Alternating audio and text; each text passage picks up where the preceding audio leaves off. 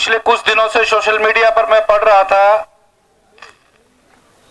और स्पेशली मुझे टारगेट करके एडवाइजरी जारी की जा रही थी कि लोहारू जो है बहुत शांत क्षेत्र है, यहां पे आके माहौल खराब ना करो। तो मैं जो व्यक्ति इस तरह की बातें कर रहे थे उन लोगों को कहना चाहूंगा कि पहले दीक्षा का मामला हुआ, इसमें फीस ना भरने की वजह से और जो ब्लैकमेलिंग की जा रही थी के चलते दीक्षा बेटी ने सुसाइड जैसा कदम उठाया। उसके बाद फिर लोहारू क्षेत्र में एक और कॉलेज गोइंग छात्रा की डेड बॉडी पाई गई और आप लोगों ने देखा कि कितना बड़ा आंदोलन यहां पर हुआ था। और इसके अलावा भी छिटपुट घटनाएं हुई हैं महिलाओं के खिलाफ, लड़कियों के खिलाफ। लेकिन अगर हम लोहारू से थोड़ा सा बाहर निकलें तो हरियाणा में और भी ज्यादा घटनाएं हुई हैं इस तरह की।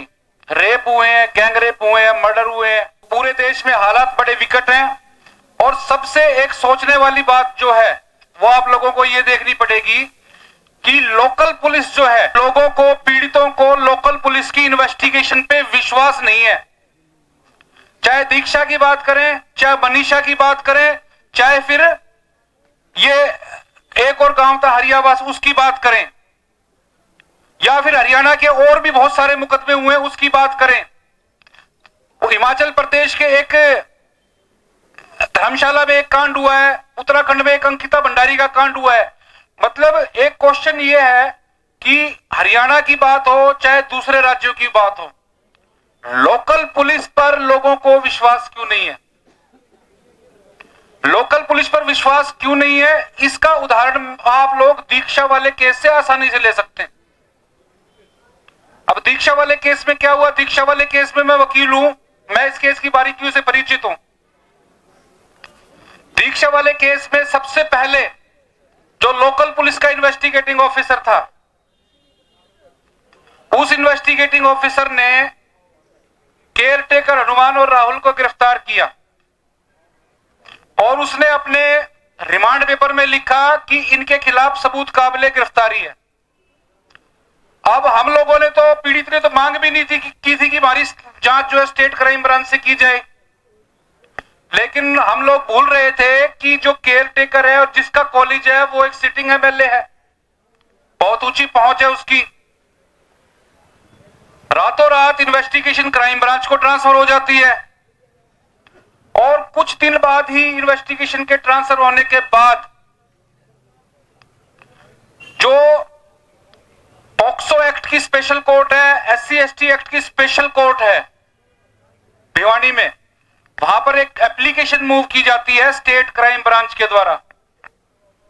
और उस स्टेट क्राइम ब्रांच के जो ऑफिसर थे, जो जांच अधिकारी थे, उन्होंने उस एप्लीकेशन में लिखा कोर्ट को मुखातिब होकर कि जी मेरी जांच में केयरटेकर राहुल या केयरटेकर हनुमान, उसका लड़का राहुल और जो बाकी आरोपी है, प्रिंसिपल या हो या चाहे वो एमएलए हो, इनके खिलाफ कोई आरोप नहीं पाया गया। अब पीड़ित परिवार ने स्पेसिफिक आरोप लगाया था अपने केस में कि पैसे ना भरने की वजह से, फीस ना भरने की वजह से मेरी बेटी को 5वें सेमेस्टर के पेपर में नहीं बैठने दिया गया। और इनके पास कॉलेज प्रिंसिपल की रिकॉर्डिंग भी थी जिसमें वो थ्रेट कर रही थी, अभी सोशल मीडिया पे भी आप लोगों ने सुनी होगी। इस सब के बावजूद उस डिस्चार्ज एप्लीकेशन की रिपोर्ट में उस इन्वेस्टिगेटिंग ऑफिसर ने लिखा कि जो पीड़ित पिता का आरोप है कि बेटी को पेपर नहीं देने दिया गया वो झूठ है, बेटी को पेपर देने दिया गया था। दूसरा जो आरोप है सेक्सुअल हरासमेंट के, वो भी हमारी जांच में झूठे पाए गए। और उसने कहा कि ना तो राहुल का कोई दोष है, ना हनुमान का कोई दोष है, और किसी का भी कोई दोष नहीं है, केस झूठा है और मैं केस खारिज कर रहा हूं और कैंसिलेशन रिपोर्ट जल्दी हम दे देंगे। लेटर ऑन इन्होंने national commission for schedule caste का रुख किया। क्यों किया? जब लोकल पुलिस पे या जो जांच एजेंसी जांच कर रही है और वो भी एक्यूज्ड की रिक्वेस्ट पे कर रही है, मुलजिम की रिक्वेस्ट पे जो जांच एजेंसी जांच कर रही है, उस पे इसको विश्वास नहीं था, इसलिए एससी कमीशन का रुख किया। अब एससी कमीशन ने कहा कि भाई जो क्राइम ब्रांच ने कहा है कि इस बेटी ने पेपर दिया है, उस बेटी के पेपर की हैंडराइटिंग की जांच होनी चाहिए। उस एप्लीकेशन को, उस आंसर शीट को वहां से कब्जे में लिया गया। इसके घर से उसकी हैंडराइटिंग की असल डायरी जो बच्ची लिखती थी वो कब्जे में ली गई और जांच एजेंसी ने फिर वो उसको दिल्ली एफएसएल में भेजा। और अब उसकी रिपोर्ट आई है, उस रिपोर्ट में ये आया है कि जो आंसर शीट वहां पर यूनिवर्सिटी में जमा की गई थी उसकी हैंडराइटिंग दीक्षा की नहीं थी। तो इससे क्या पता चलता है? कॉलेज प्रशासन को शुरू से पता चल गया था कि हमारे खिलाफ ये आरोप है कि हमने पेपर नहीं देने दिया गया। तो अब तो क्लियर हो गया, क्रिस्टल क्लियर हो गया, दूध का दूध और पानी का पानी हो गया कि कॉलेज प्रशासन ने इस मामले में किसी और से दीक्षा के नाम से आंसर शीट लिखवा के कॉलेज में जमा कराई और क्राइम ब्रांच को और कोर्ट को, सरकार को, पुलिस डिपार्टमेंट को गुमराह करने का काम किया उस कॉलेज प्रशासन ने। और एससी कमीशन की रिकमेंडेशन पे फर्जी दस्तावेज तैयार करने और फर्जी दस्तावेज को असल के तौर पे यूज करने की धाराएं इजाद की गई है। एससी कमीशन ने रिकमेंडेशन की है और जो अब नए जांच अधिकारी हैं उसमें वो इजाद भी की है। लेकिन सवाल ये पैदा होता है, क्या क्राइम ब्रांच के जांच अधिकारी को इन फैक्ट्स का पता नहीं था? तो फिर वो किस चीज का इन्वेस्टिगेटिंग ऑफिसर है, किस चीज की इन्वेस्टिगेशन कर रहा था? तो कहीं ना कहीं क्राइम ब्रांच के इन्वेस्टिगेटिंग ऑफिसर के ऊपर भी संदेह के बादल गहरा रहे हैं। उसकी भी जांच होनी चाहिए। हमने जो आज यहां पर ज्ञापन देना है, हमने उसमें स्पेसिफिकली मांग की है कि उसकी भी जांच होनी चाहिए। उसके खिलाफ भी सेक्शन 4 SC/ST एक्ट और दफा 298, 261 और 198 BNS की धाराओं में पर्चा भी दर्ज होना चाहिए उसके खिलाफ।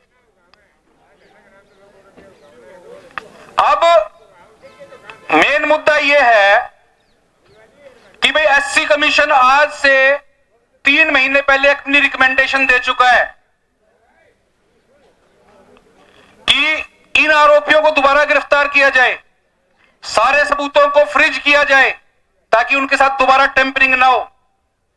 भाई टेम्परिंग तो एक बार हो चुकी है, मैनिपुलेशन इन्होंने कर दी स्कूल कॉलेज वालों ने, बच्ची का पेपर लिखवा के और वहां पे जमा करा दिया किसी और से।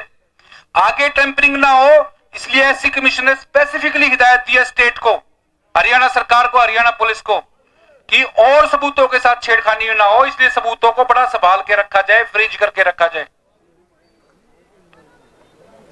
अब सवाल यह है कि हरियाणा पुलिस पे अब जांच दोबारा हरियाणा पुलिस पे, लोकल पुलिस के पास आ गई है। अब इनकी ऐसी कौन सी मजबूरी है कि वो आरोपी अब गिरफ्तार नहीं हो रहे हैं दोबारा? सिटिंग एमएलए को जांच के दायरे में क्यों नहीं लिया जा रहा है? प्रिंसिपल को इंटेरोगेशन के लिए क्यों नहीं बुलाया? और जो एप्लीकेशन में नाम है, एफआईआर में नाम है, उनको इंटेरोगेट क्यों नहीं किया जा रहा? ये बहुत बड़े बड़े सवाल हैं। ऐसी क्या मजबूरी है? क्या पुलिस के ऊपर कोई प्रेशर है?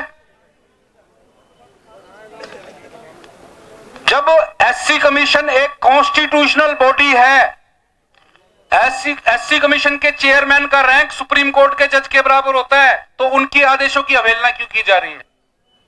गिरफ्तारी क्यों नहीं की जा रही? तो हमारी मांग है, आज आप जो मीडिया के साथी हमारे यहां पर खड़े उन लोगों के माध्यम से, पहली हमारी मांग है कि जो अदालत में भिवानी की SC/ST एक्ट की स्पेशल कोर्ट में, आपको यह भी बता देना चाहता हूं, इतने बड़े केस में पुलिस ने आज तक SC/ST एक्ट इजाद नहीं किया है, तो इसलिए SC/ST एक्ट भी इजाद हो। सेकेंडली, जो डिस्चार्ज की एप्लीकेशन क्राइम ब्रांच के इन्वेस्टिगेटिंग ऑफिसर ने लगाई थी, इमीडिएटली उस एप्लीकेशन को विड्रॉ किया जाए। तीसरा नंबर, जो इन्वेस्टिगेटिंग ऑफिसर क्राइम ब्रांच का था जिसने वो एप्लीकेशन दायर की थी इन लोगों को डिस्चार्ज कराने के लिए, उन लोगों को जेल से बाहर निकाला था ये कहते हुए कि लड़की ने पेपर दिया है और सेक्सुअल हरासमेंट के आरोप प्रूव नहीं हुए, उस इन्वेस्टिगेटिंग ऑफिसर की भी जांच होनी चाहिए। चौथा, जो दोनों, तीनों, चारों, पांचों आरोपी हैं, चाहे कितने बड़े ओहदे पे बैठे हों, कानून के सामने सब बराबर हैं, सबको गिरफ्तार किया जाए। और पीड़ित परिवार जो है, इसको जब लोग इन्वेस्टिगेट इन्वेस्टिगेशन को मैनिपुलेट कर सकते हैं, तो इसको नुकसान पहुंचाना कौन सा मुश्किल है? इसको भी तुरंत प्रभाव से प्रोटेक्शन दिया जाना बहुत जरूरी है। और एक और हमारी मांग है कि इस बच्ची की वजह से, बच्ची की सुसाइड की वजह से पूरा परिवार बिखर गया है, तो सरकार इस तरह के मामले में, जिस तरह के संदीप लाठर के मामलों में, सुसाइड के मामले में सरकार ने सरकारी नौकरी प्रोवाइड कराई है उस पीड़ित परिवार को, इसी तरह पर इस परिवार के भी एक योग्य सदस्य को योग्यता अनुसार सरकारी नौकरी दी जाए और कंपनसेट भी किया जाए। नहीं तो ये आंदोलन अभी छोटा सा था और ये आंदोलन बड़ा भी स्टेट लेवल तक भी जा सकता है। इसी के साथ अपनी बात करता हूं, खत्म करता हूं।